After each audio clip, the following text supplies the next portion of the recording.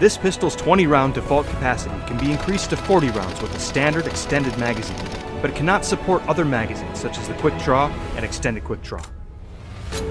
While it has a lower per bullet damage than other pistols, the Scorpion comes with the option to switch from single fire to full auto, and is the first pistol to feature slots for a grip and stock to help you control its spray.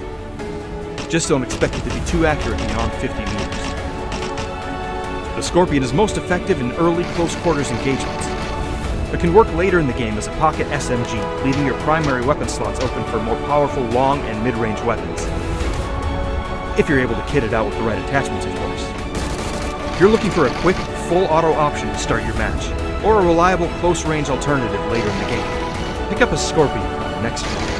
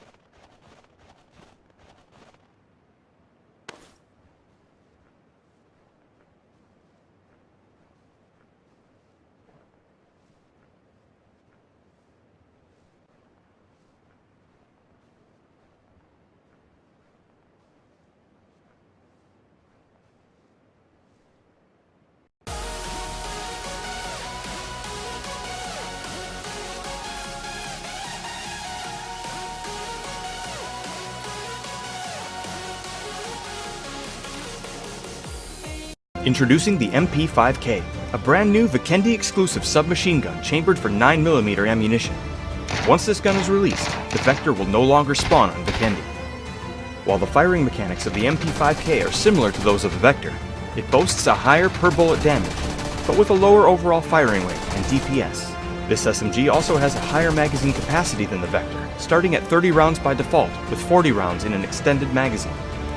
The MP5K is highly versatile with single, burst, and full auto firing options, and has slots for all attachment types, including a tactical stock. When kitted out with the right attachments, the MP5K is a reliable short-range weapon for early to mid-game fights, but can hold its own when fully kitted out in the endgame. If you need the attachment versatility of an advanced AR, but the short-range reliability of a standard SMG, try picking up the MP5K on your next drop.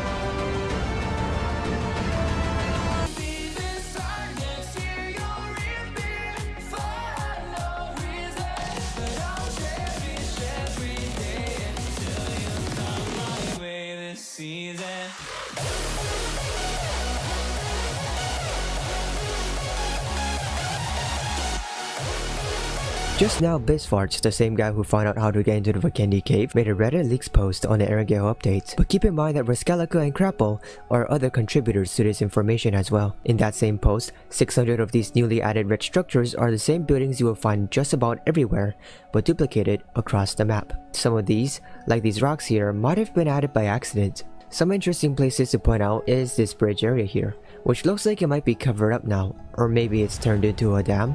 They also added a driving ramp at the south side of Jargopol Bridge. Other changes to point out are, shooting range has a line of warehouses now, which by the way looks like it has its landscape changed into more of a cliff than a hill. And the area around Quarry has a massive change as well, including landmark changes. This map however locates every single tier 3 building on the map.